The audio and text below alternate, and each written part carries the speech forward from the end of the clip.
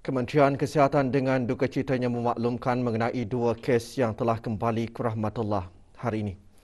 Menteri Kesihatan mengungsikan perkara tersebut semasa sidang media situasi terkini jangkitan COVID-19 di Dewan Al-Afiah Kementerian Kesihatan.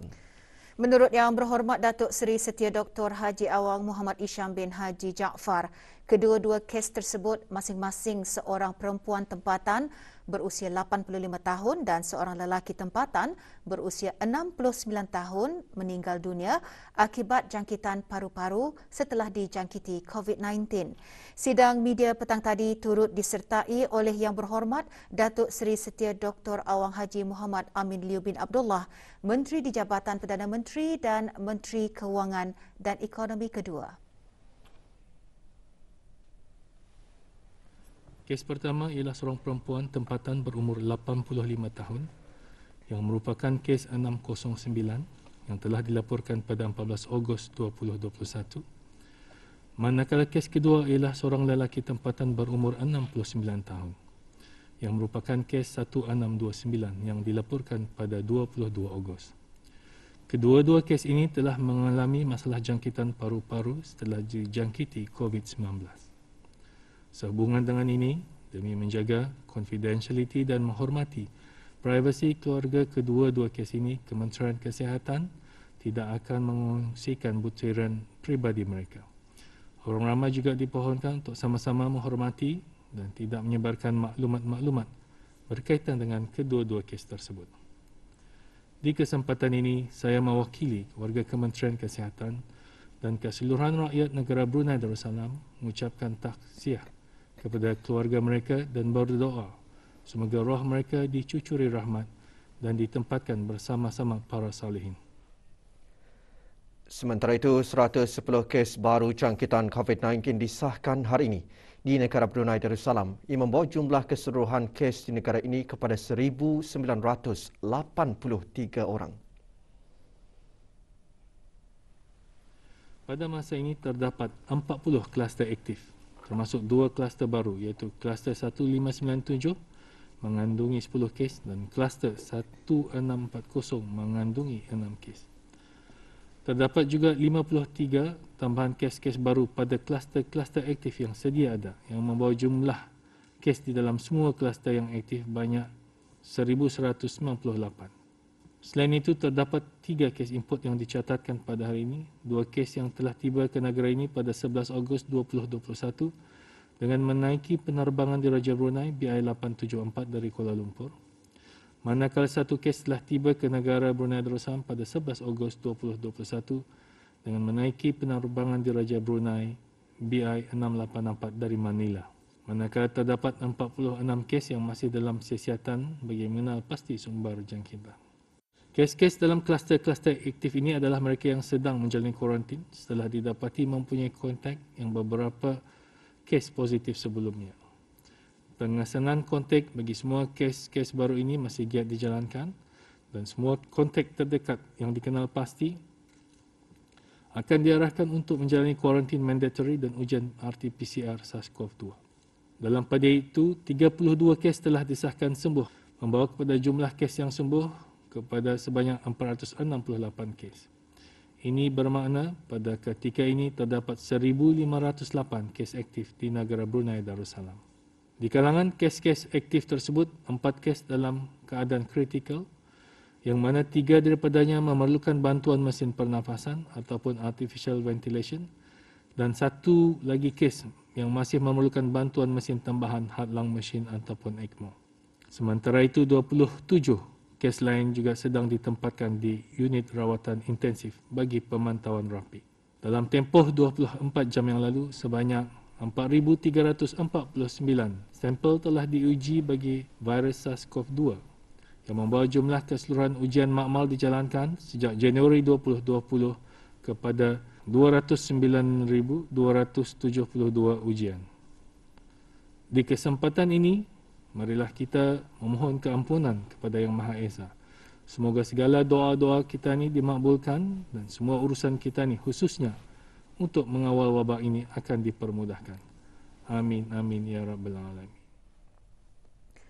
Memandangkan pada ketika ini ada antara pesakit yang disahkan positif COVID-19 masih berada di kediaman masing-masing, Menteri Kesihatan menasihatkan orang ramai agar tidak merasa cemas.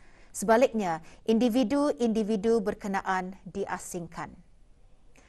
Jelas Menteri Kesihatan lagi, mereka ditempatkan di bilik berasingan dan menggunakan peralatan pakai buang. Di samping itu, orang ramai juga dinasihatkan untuk sentiasa mengamalkan kebersihan di rumah dan memantau keadaan pesakit berkenaan.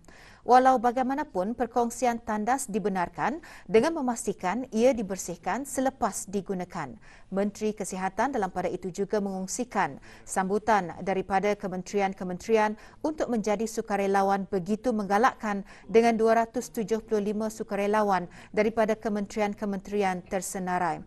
Sukarelawan berkenaan membantu Kementerian Kesihatan dalam mana-mana tugas yang diperlukan. So, memang it's a lot. FAQ pun Kutipan sumbangan COVID-19 Relief Fund kini berjumlah RM1,557,062.56. Orang ramai boleh membuat sumbangan secara sukarela ke COVID-19 Relief Fund bagi membantu pihak kerajaan membeli peralatan dan barangan keperluan dalam membendung penularan wabak tersebut di negara ini.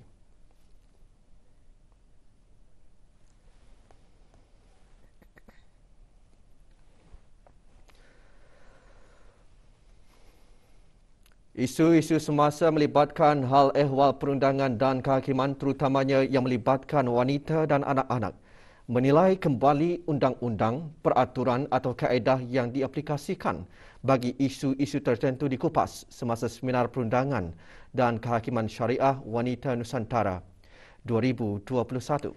Seminar sehari secara dalam talian dianjurkan oleh Jabatan Kehakiman Syariah Malaysia dengan bertemakan wanita, isu-isu semasa perundangan dan kehakiman syariah.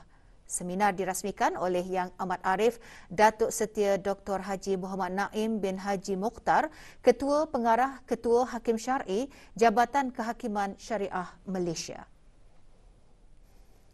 Menyertai seminar yang berhormat Pihin Orang Kaya Paduka Seri Utama Datuk Paduka Seri Setia Awang Haji Salim bin Haji Besar, Ketua Hakim Syar'i Negara Brunei Darussalam dari bangunan Mahkamah Besar dan Mahkamah-Mahkamah Syariah Bandar Seri Begawan.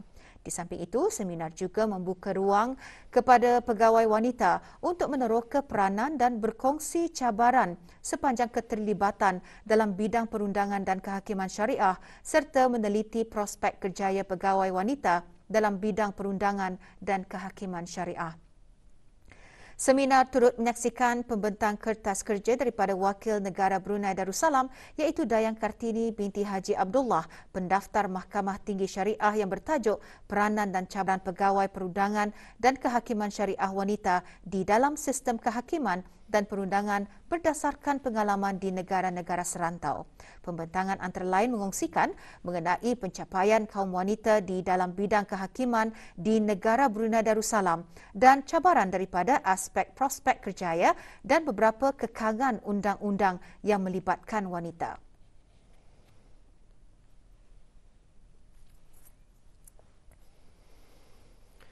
Kesihatan mental merupakan tahap kesejahteraan individu dalam menjalani kehidupan seharian.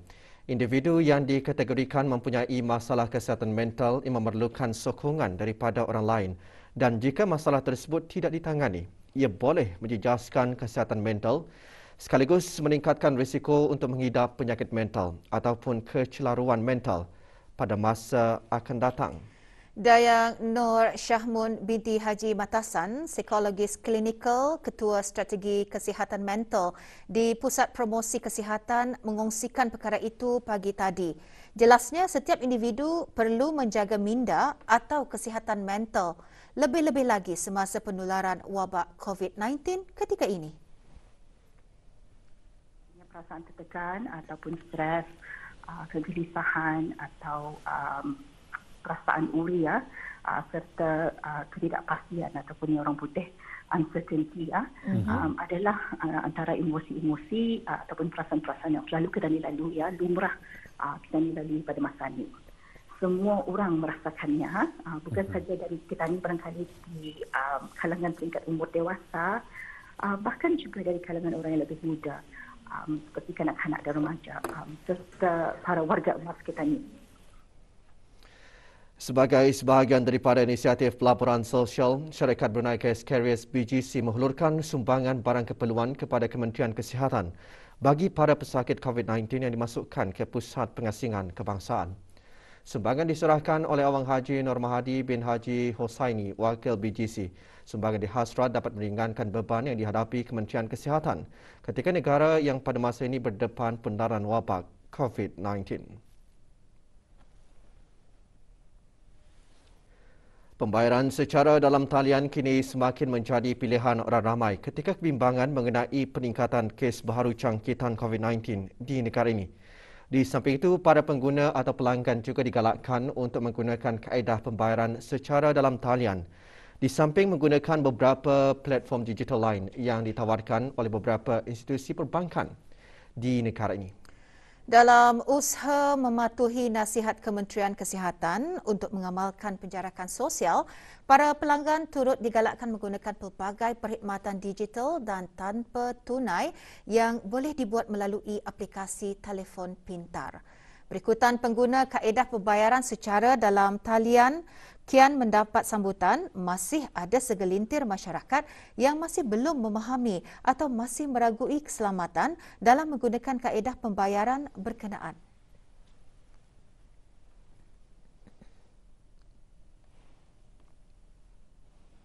Sebarang pembelian secara maya ni, setiap kad yang kita pakai itu, debit card atau credit card, ia ada ciri keselamatan. Selalunya, kalau bis kita membuat transaksi itu, satu alert akan dibagi. Kalau bis kita alert SMS akan dibagi kepada pengguna sekiranya transaksi itu dilakukan. Dan pada sebilangan laman web akan ada satu lagi tahap keselamatan, iaitu one time password akan di SMS kepada pengguna sebelum transaksi itu dapat diteruskan. So ini adalah cara-cara atau ciri-ciri keselamatan yang ada pada kad-kad para pelanggan.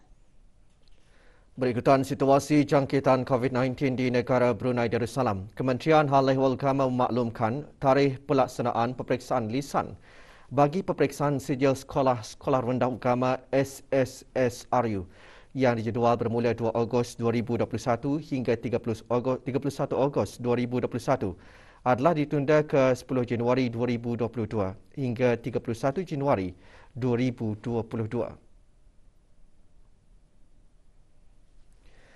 Tiada perubahan bagi peperiksaan bertulis yang akan bermula 15 November 2021 hingga 29 November 2021. Walau bagaimanapun, pelaksanaan peperiksaan lisan dan bertulis tersebut adalah masih tertakluk kepada perkembangan semasa jangkitan wabak COVID-19 di negara ini dan sebarang perubahan tarikh serta maklumat mengenainya akan dimaklumkan dari semasa ke semasa. Sebarang pertanyaan dan maklumat lanjut bolehlah rujuk ke bahagian peperiksaan Jabatan Pengajian Islam melalui email peperiksaan@jpi.edu.bn. 3 produk kosmetik telah didapati dicemari dengan bahan-bahan terlarang yang tidak diisytiharkan. Pencemaran produk tersebut ditemui dari hasil ujian makmal bahagian farmasi Jabatan Perkhidmatan Saintifik Kementerian Kesihatan. Bahan pencemar dalam produk-produk berkenaan boleh mengakibatkan kesan-kesan mudarat yang membahayakan kesihatan. Penggunaan hidroquinon tanpa pengawasan boleh menyebabkan perubahan warna kulit, hypersensitivity, bahagian kulit yang disapu menjadi biru hitam atau gelap serta boleh meningkatkan risiko kanser kulit dan tretinoin merupakan bahan yang digunakan dalam ubat-ubatan yang memerlukan preskripsi bagi merawat penyakit kulit. Penggunaan tretinoin yang tidak betul boleh menyebabkan kulit menjadi kemerahan, mengelupas dan parut pada kulit. Orang ramai yang menjual produk tersebut secara dalam talian seperti Facebook dan sebagainya adalah menjadi kesalahan di bawah Akta Racun 1956. untuk menjual mana-mana produk yang mengandungi bahan yang dikawal di bawah akta berkenaan dan jika sabit kesalahan boleh didenda RM8,000 atau penjara 6 bulan. Dan jika seseorang melakukan sesuatu atas kecuaiannya sendiri yang membahayakan atau mungkin membahayakan nyawa manusia, jika didapati bersalah, didenda sebanyak RM16,000, penjara 12 bulan. Maklumat lanjut, hubungi bahagian compliance dan pelesenan melalui talian telefon 239-3298, sambungan 208, menghantar email kepada pharmacy.enforcement@moh.gov.pn atau berjumpa pegawai compliance dan pelesenan di bangunan Jabatan Perkhidmatan Farmasi, Kampung Madaras, Mukim Gadong A atau hubungi talian Darussalam 123.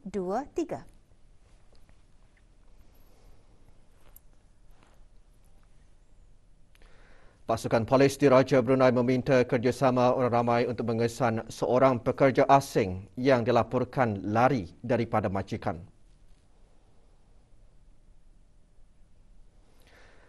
Muhammad Taslim, 28 tahun dari Bangladesh, pemegang pasport bernombor BM970923. Sebarang maklumat hubungi Balai Polis Pusat Bandar Sebegawan di talian 224234 atau talian kecemasan 993 atau mana-mana balai polis yang berdekatan.